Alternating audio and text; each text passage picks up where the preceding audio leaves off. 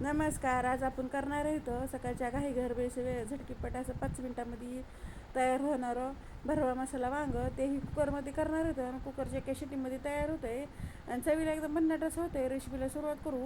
हे 250 ग्राम वांगे घेतलेले, ते काटरे वांगे घ्यायचे आणि 2 ते 3 पाण्यात स्वच्छ धुवून घ्यायचे. ताजेच वांगे घ्यायचे, हिरव्या देठाचे.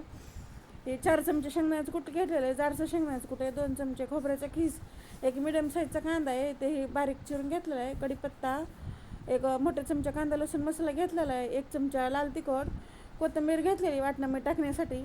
10 ते 12 लसणाच्या कळ्या आहे. 1 चमचा धनिया पावडर, छोटा अर्धा चमचा हळद घेतलेली आणि चवीप्रमाणे मीठ, छोटा अर्धा चमचा मोहरी, एक छोटा अर्धा चमचा जिरे घेतलेले आहेत आणि थोडंसं हिंग घ्यायचं. हे आपण सगळं साहित्य वांग्याच्या भाजीसाठी घेणार आहे. पहिलं वाटण करून घेऊ. मिक्सरच्या भांड्यामध्ये खोबऱ्याचा खीस टाकून घ्यायचा, त्यामध्ये कोथिंबीर आणि लसूण टाकून घ्यायचं आणि ते मिक्सरमधनं असं वाटून घ्यायचं. पाणी न घालता वाटण करायचं आहे. ते वाटण झालं की आपण वांगे कापून घेणार आहे. हे देठ पहिलं काढून घ्यायचं.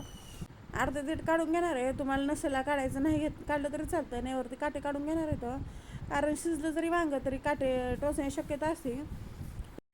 त्यामुळे त्यावर सगळे काटे काढून घेणार आहेत आणि साईडचं पण थोडंसं काढून घ्यायचं, म्हणजे पूर्णपणे वांगं शिजतं आहे.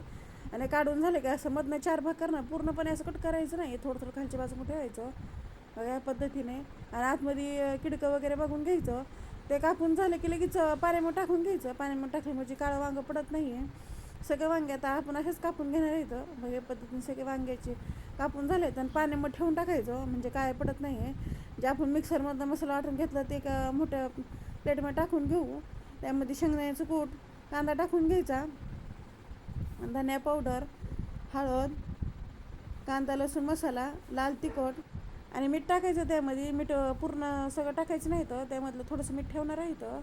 तर आपल्याला नंतर रश्श्यामध्ये टाकायला ठेवलेलं आहे. हे सगळं चांगलं मिक्स करून घ्यायचं, कारण कांद्याला पाणी सुटतं आहे.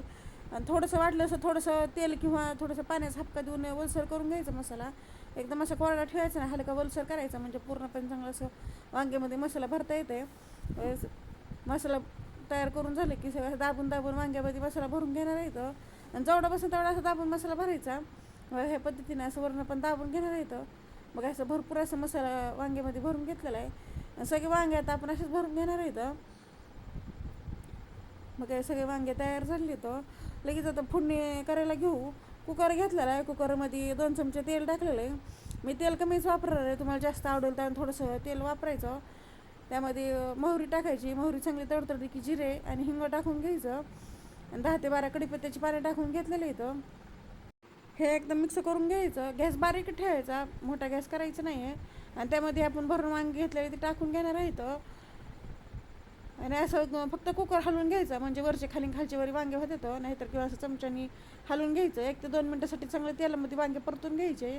मग जे मसाला उरलेला आहे ते टाकून घ्यायचं आणि ते टाकून घेतलं 1 मिनटासाठी चांगलं परतून घेणार आहेत. या पद्धतीने सगळं चांगलं परतून घेतलेलं आहे. गॅस बारीक ठेवायचा. मोठा गॅस केला तर जे आपण मसाले टाकले ते करपण्याची शक्यता असते. तेव्हा बारीक गॅसवरती मिक्स करून घ्यायचं आणि त्यामध्ये पाणी टाकलेलं आहे.